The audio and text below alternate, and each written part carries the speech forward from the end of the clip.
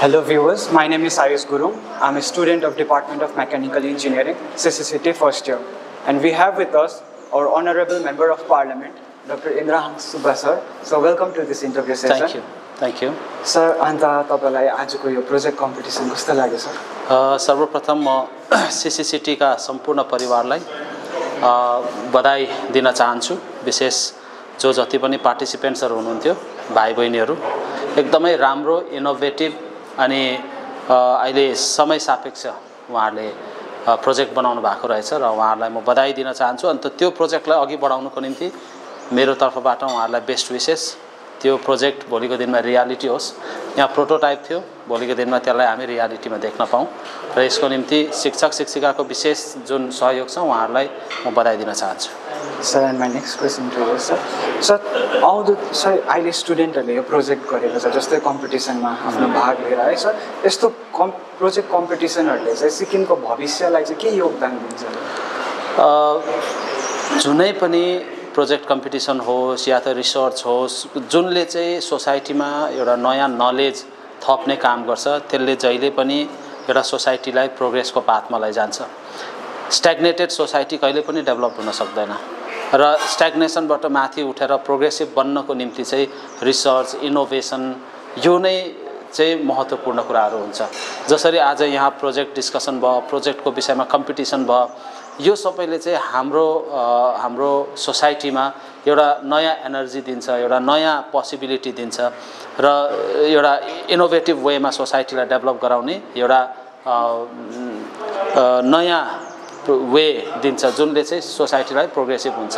जस्तै तपाईले 19th सेन्चुरीमा हेर्नुभयो भनेदेखि त्यतिबेला जब इन्डस्ट्रियलाइजेसन सुरु भयो, त्यतिबेला नयाँ नयाँ इनोभेसन आयो, त्यसले हाम्रो ह्युमन डेभलपमेन्टमा ठूलो इम्प्याक्ट पार्यो।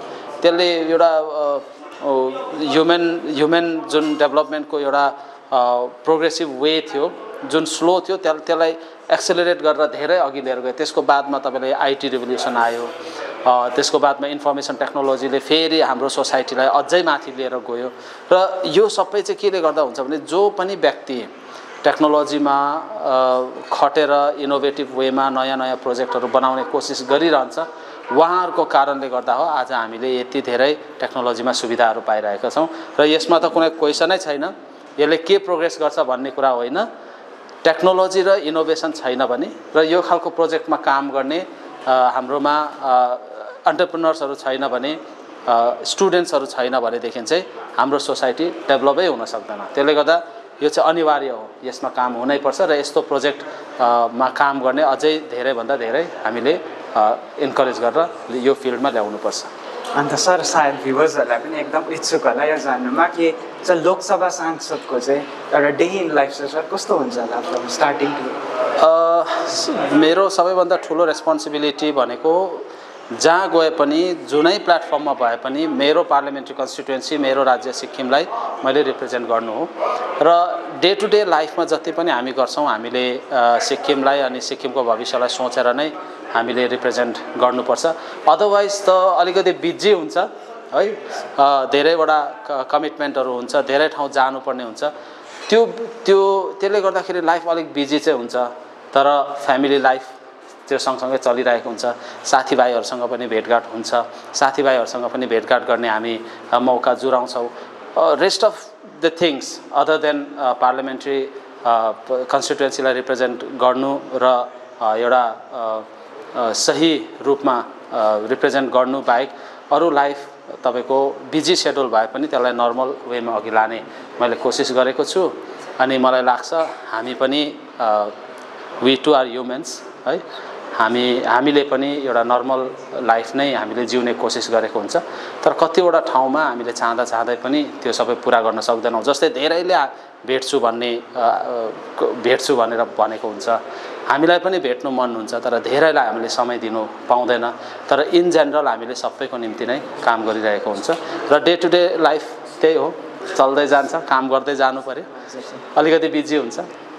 सर, अन्त लास्ट क्वेसन है सर, तपाईँ चाहिँ अब जस्तै प्रोजेक्ट कम्पिटिसन हेर्नुभयो सर, स्टुडेन्ट्सहरूले इनोभेटिभ आइडियाजहरू निकाल्दैछ अन्त स्टुडेन्ट्सहरूबाट नै युवाहरूबाट नै म केही कुछ गर्छु भनेर सोसाइटीमा निक्लिँदैछ सर उहाँहरूलाई चाहिँ तपाईँले के सन्देश दिन चाहनुहुन्छ यो चाहिँ सबैभन्दा बेस्ट टाइम हो हाम्रो युवाहरूले नयाँ कुरा ट्राई गर्नुको लागि आज सरकारले स्टार्टअप स्किम्सहरू बनाएको छ उहाँहरूलाई सपोर्ट गर्नुको लागि गभर्नमेन्ट अफ इन्डियाले पनि अहिले धेरैवटा स्किम्सहरू बनाएको छ जसले एन्टरप्रेन्योर्सहरूलाई हेल्प गर्छ एउटा नयाँ स्टार्टअप गर्नेलाई हेल्प गर्छ this is the right time यदि कसैले आफ्नोमा त्यो आइडिया छ त्यो स्पार्क आफ्नो आफूले कुछ गर्छु भन्ने स्पार्क आफूमा छ भनेदेखि उहाँले गर्ने चाहिँ सही टाइम चाहिँ यो हो र एभ्री जेनेरेसनले एउटा के न के च्यालेन्जेस फेस गरेको हुन्छ त्यही च्यालेन्जले गर्दाखेरि नै त्यो जेनेरेसन स्ट्रङ पनि भएको हुन्छ कुनै पनि जग्गामा यदि च्यालेन्जेस छैन भनेदेखि कोही पनि स्ट्रङ हुन सक्दैन you have to face the challenges अनि तपाईँ स्ट्रङ भएर अघि बढ्न सक्नुहुन्छ जसले पनि आफै कुछ गर्छु भनेर सोच्नु हुँदैछ म यही भन्न चाहन्छु कि तपाईँहरूको निम्ति सरकार छ सरकारले तपाईँलाई सहयोग गर्छ अब हाम्रो राज्य सिक्किमको लो ह्याङ्गिङ फ्रुट्स जति पनि थियो अब एक्जस्ट भएर जाँदैछ इजिली एभाइलेबल अब केही पनि छैन हाम्रोमा कम्पिट गर्ने एउटा मेन्टालिटी हामीले ल्याउनु पर्यो हाम्रो क्यारेक्टर अब कम्पिट गर्ने क्यारेक्टर बिल्ड गर्नु पर्यो हाम्रो एप्टिट्युडमा हामीले कम्पिटिसनलाई हामीले प्राथमिकता दिनु पर्यो र यसमा सहयोग गर्नुको लागि सरकार छ जो जतिले पनि सोच्नु हुँदैछ कि कुछ गर्छु भनेर हामी तपाईहरुलाई सहयोग गर्छौं तर जसले पनि सोच्दैछ फर्स्ट स्टेप चाहिँ उहाँहरूले नै लिनु पर्यो किन भन्दाखेरि प्रोग्रेसिभ भनेको चाहिँ one step at a time progress भनेको चाहिँ एकैचोटी त्यो जग्गामा पुग्दैन सो फर्स्ट स्टेप लिनुहोस् हामी तपाईहरुलाई सहयोग गर्छौं र लास्टमा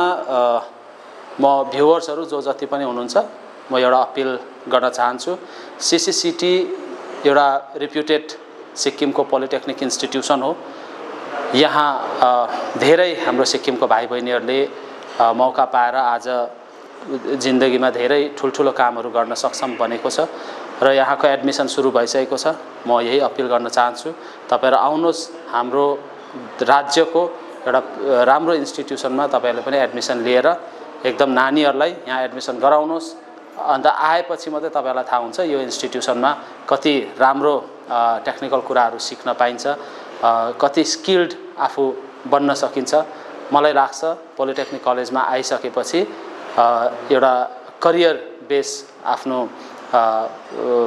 पढाइलाई अघि बढाउनमा हाम्रो भाइ बहिनीहरु सक्षम बन्न सक्छ र यो एज अ लोकसभा एमपी म तपाईहरुलाई अपिल गर्न चाहन्छु